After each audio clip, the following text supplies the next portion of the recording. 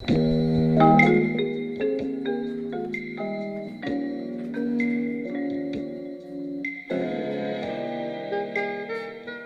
County, Maryland, Black Presence, 1800s to 1984. Compiled by the Howard County branch of the National Association for the Advancement of Colored People. Funded in 1984 by the Maryland Heritage Committee, Howard County NAACP, and Howard Community College during the 350th birthday of Maryland and the 75th anniversary of the NAACP. Nicknamed the Old Line State during the Revolutionary War, Maryland became the 7th state in 1788 during the lifetime of Benjamin Banneker of Baltimore County. He was a free man of color, an astronomer, mathematician, surveyor, and scientist. Because of the proximity of his home in Oella to Howard County, the presence of this black brother is respectfully acknowledged. He was a lifelong Maryland resident from 1731 to 1806. When Howard District of Anne Arundel County became Howard County in 1851, Sarah Brooks was 42 years old, having been born into slavery in 1809 somewhere in or near Howard District. She died in 1913 at the age of 104. Her great-granddaughter and needle threader, 84-year-old Blanche Montague, displays a quilt made by Sarah Brooks. All black persons in Howard County were not slaves. A tally of those who were in bondage and slave owners was still being maintained in the county in 1868, 4 years after the slaves in Maryland were freed by the state legislature. Lincoln's Emancipation Proclamation of 1863 did not end slavery in the Old Line State because Maryland had not seceded from the Union.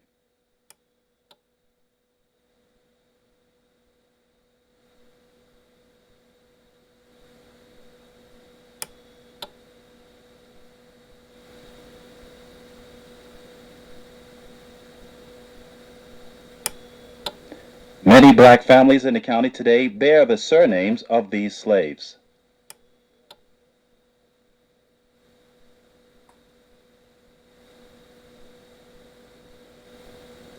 Still intact and considered an authentic slave quarter is this 2-unit building at the Blandair Mansion, one of the county's oldest homes. The slave quarter was probably built in the mid-1840s. Many slaves were deeded land to clear when they were freed, both during and after slavery. Family life included homes, kinfolk, occupations, fashions, transportation, and recreation. This log house was home to several generations of a slave with the surname of Snell. His 85-year-old great-grandson Earl Levi still lives in the property that also holds the family cemetery. Albert France and Sister Eva live in the house built for their great-grandmother Sarah Powell Dorsey when she was set free in 1850. Trinity Episcopal Church was the site of the 1879 wedding of William Williams and Julia Rollins.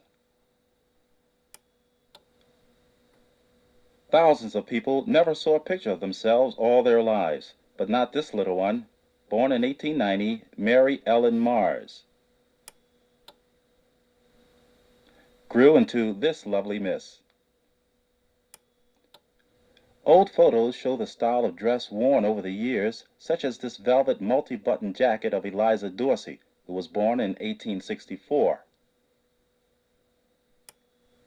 and the billow sleeve dress of Nina Cager. And if you were Nina's son Walter, this was your Sunday go-to-meeting outfit. No less in high style were siblings William and Ernestine Rollins. The future governor, Edwin Warfield, welcomes the old servants of Warfield Estate to their homecoming in 1902. One of the old Warfield servants at the 1902 homecoming was Henson Dorsey, appearing here with his wife, Alice. Their son Channing, born in 1872, can hardly wait to get into longer pants. As a grown man, Channing Dorsey stands proudly in his Oddfellows regalia around 1895. The rock quarry at Cattail River in Daisy was steady employment for black and white men before 1900 with the erection of government buildings in Washington, D.C. The county black population was 25.3% in 1890. Channing Dorsey worked the rock quarry and is the fifth gentleman from the right. Another employment opportunity was the sawmill in Daisy, where Dorsey Myers worked at age 12. Mr. Myers, age 95, recalls going to work at age 6, drying dishes and never going to school because his 10 cents a day salary was needed to support the family. Lydia Payne was a cook who expressed beauty, pride, strength, and resilience to whatever came her way. The life of this young man was ended when a newfangled electric wire he thought was dead wasn't.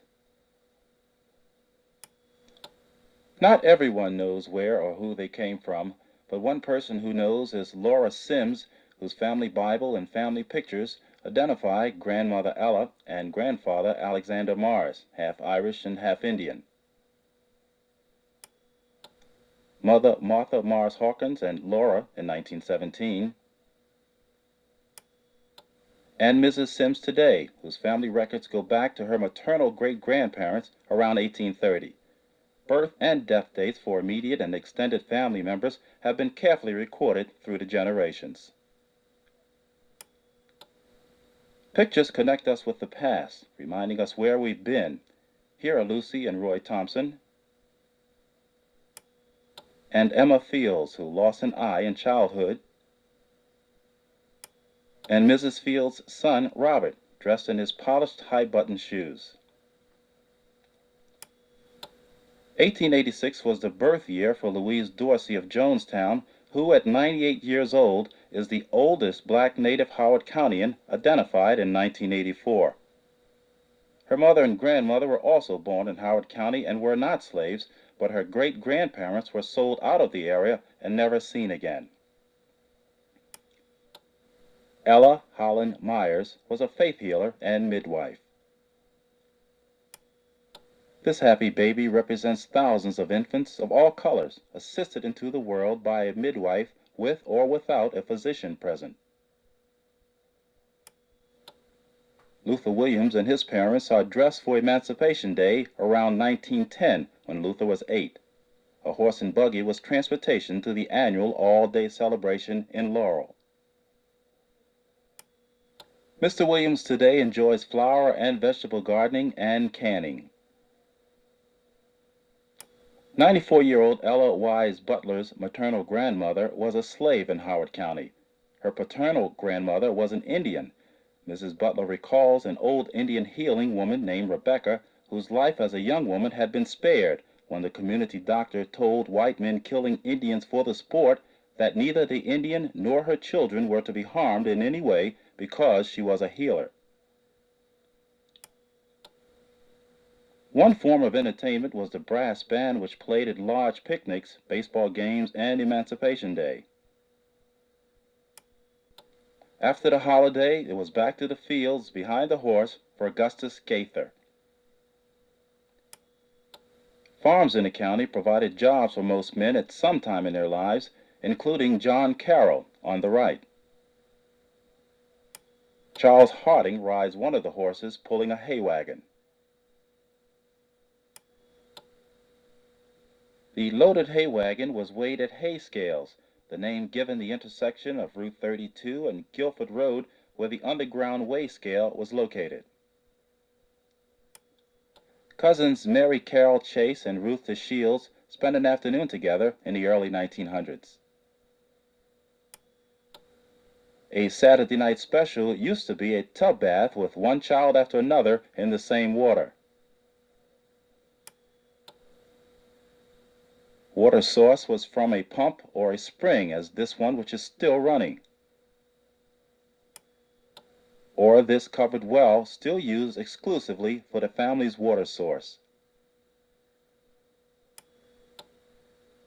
Leolia Gaither still uses a stove that has one side for cooking with wood and the other side for cooking with electric.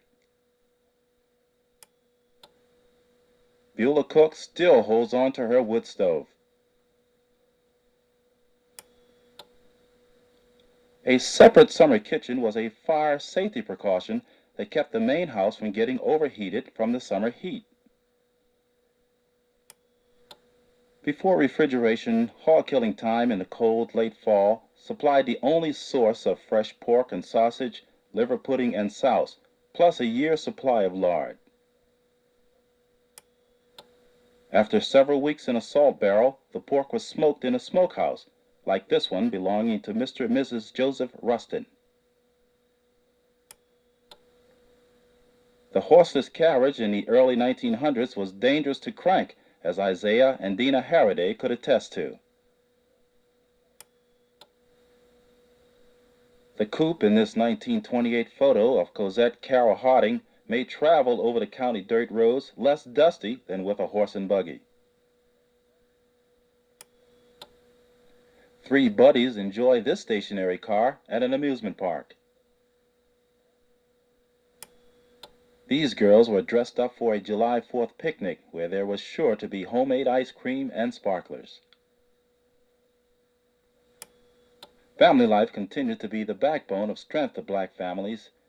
The Remus Dorsey family show what the best dressed family wore in the early 1940s.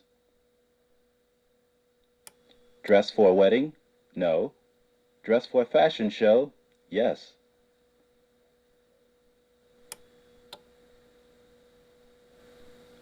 The days when every child in the neighborhood grew up under the wisdom and guidance of somebody's grandfather, like George Carter, are past.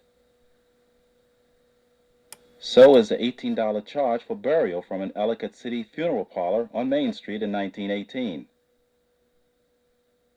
And the simplicity of writing a permit on the back of a calling card to allow a neighbor to run electric lines over your property. Reverend Green was a pastor at Gaines Methodist Church in Elkridge in the early 1900s. Land for the church was sold to the black community for $1 in 1866. This building is the second one on the site after the first one burned down. Community life over the years has evolved around church, military, school, and civic responsibilities. These church members at Gaines were symbolic of strong community support at each of the county's 18 or so black churches active before 1920. These Daisy Church members posed before 1913 when the log cabin school was torn down. The gentleman on the right is Henson Dorsey, whom we met earlier at the 1902 Old Servants' Homecoming at Warfield. Reverend Charles Jackson was the second pastor at First Baptist Church of Guilford from around 1908 until 1951. Dora Mack Carter was piano teacher, grocer, and church worker whose strict dress code in her grocery store set the standard for the entire community. Children's Day with all children in white was one of Mrs. Carter's projects. A new building and location for the Unity Baptist Church in Elkridge became necessary after this one was hit by Hurricane Agnes in 1972 and Hurricane Eloise in 1975.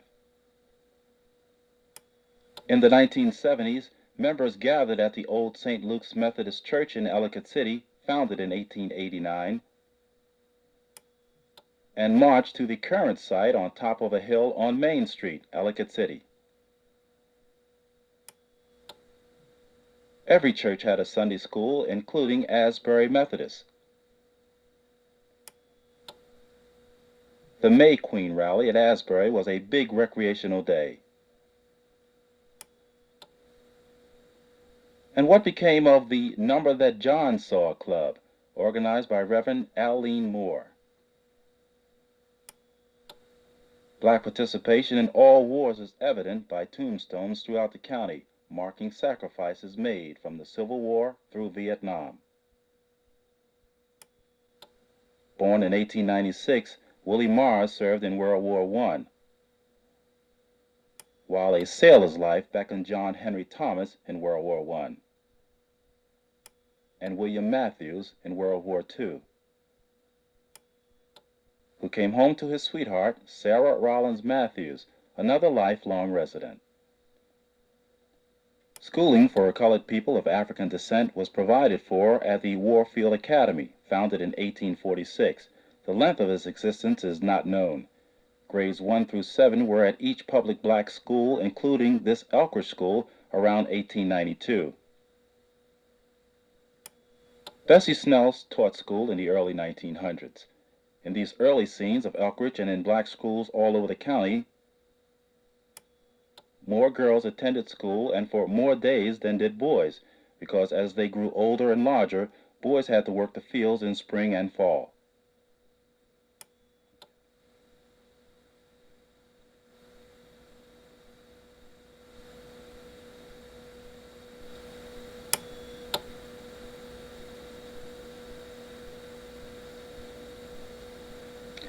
A young woman from Howard County is on this Hampton University campus around 1900 in Hampton, Virginia. There was no little red schoolhouse for these Daisy students of Miss Brown. The log one-room building was used for both school and worship on Sundays before the Daisy Methodist Church was built next to it. A younger Henson Dorsey appears as a school trustee and dates the picture before 1900. By 1914, the student body and schoolhouse were larger. Most teachers are remembered as being strict and fair disciplinarians, as was Alice Green, shown with students at the old Guilford School in the early 1900s. Retired teacher Mildred Williams touched the lives of 4 generations of county students. Graduation from the 7th grade at all county black schools marked the end of public education for black students. Many students did continue their education in Baltimore City and College Park and other nearby areas using an assumed address if parents could afford tuition and transportation. 1944 brought educator Silas Craft to Cooksville School to face potbelly stoves and outhouses as well as indecent housing for blacks. Elhart Flurry joined Mr. Craft, as did Morris Woodson, shown with Mrs. Woodson, in leading a county-wide parental effort for better facilities and learning materials.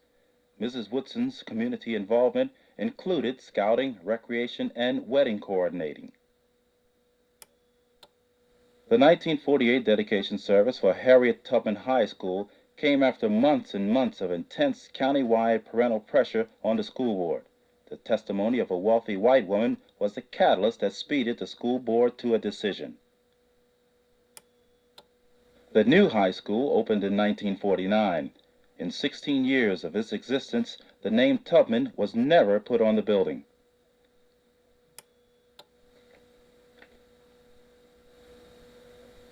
As a shrine to her let it be, as our hearts entwine in loyalty.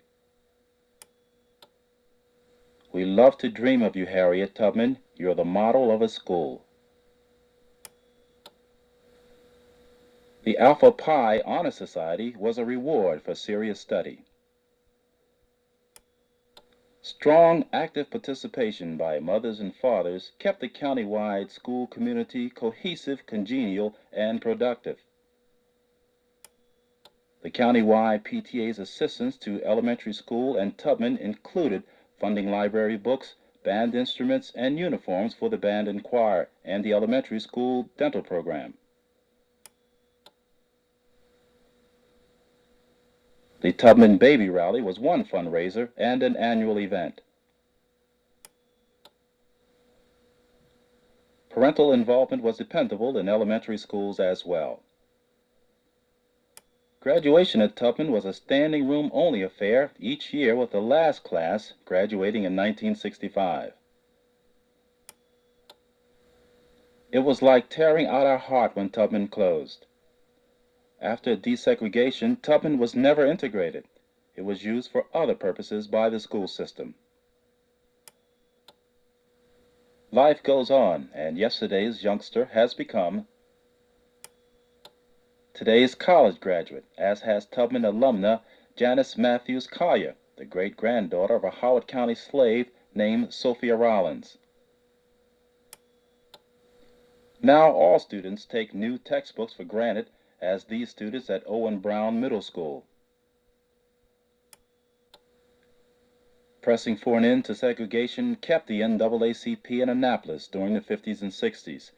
Before the passage of civil rights laws, the communications between black and white citizens was minimal at best. The Howard County Interracial Commission and other groups made efforts to improve race relations. NAACP members Carrie Johnson and Reverend John Holland receive awards for service to the local branch from Dr. Silas Kraft and Dr. Benjamin Hooks. The passage of civil rights laws has not lessened the need for watchmen, and for this cause, Reverend John L. Wright, as president, leads the county NAACP with continued support from black and white citizens, pulling together as Naomi Carter and Anita Irebe. Here is a sampling of over 125 county citizens who offered information and photographs for the 1984 Howard County Black History Project. All of this land in you, all the way back across number 1, all the way back, this it was slave ground. Christmas was the happiest time. We had a old cook stove with a line across the stove. I guess the mother would hang clothes, I guess they had to thaw out or whatnot. We'd hang our stockings up for Santa Claus. Old stockings up with great big holes in them. Mornings we'd come down for Christmas and nuts and candies would be all over the stove that fell through the holes. Every child would get nuts, candies, orange in their stocking, and a toy. Them old people could pray and sing and pray and clap. It got to the point where the houses were so bad in Howard County that if a black moved out, but the only thing they would do was push it over. But we survived. Then you change with the changes. The 1980 census lists 13,899 blacks in the county at 11.7% of the population. To the county executive and county council members, we say, we're still here, going nowhere, staying right here, working to keep the county a good place for us all. This is home, Howard County, Maryland.